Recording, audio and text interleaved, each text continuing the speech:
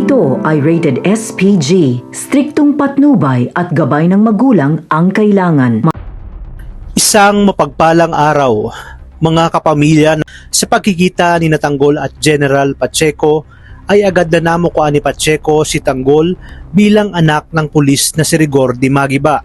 At dahil hawak ni Tanggol ang Star of Venus, ay gusto nitong maging kaibigan si Tanggol. Pumayag naman si Tanggol sa proteksyon na ibibigay sa kanilang negosyo at kanilang grupo at nagkasundo na sa kabayaran na gagawing serbisyo ni General Pacheco at Colonel Suarez.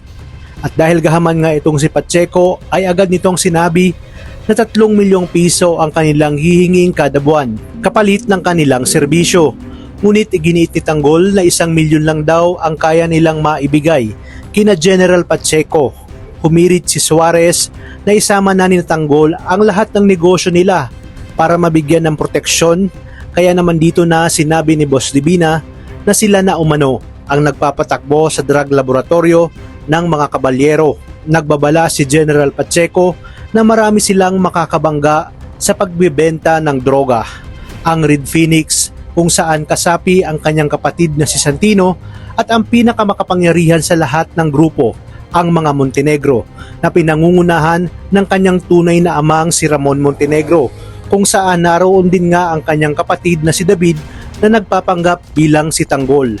Kaya naman dito, nalalapit na ang muling paghaharap ng mag-amang Ramon at Tanggol, kung saan kasama pa itong si David ni Ramon na walang kaalam-alam na si Tanggol pala ang leader ng grupong kanilang makakabangga.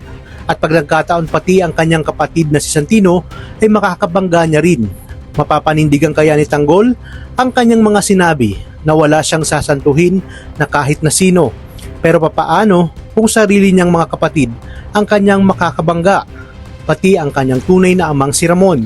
Magtagumpay man si Olga at David na tapusin si Don Julio, pero talagang tadhana na ang gumagawa ng paraan para mabuko ang kanilang mga plano na siyang magpapabagsak sa kanila.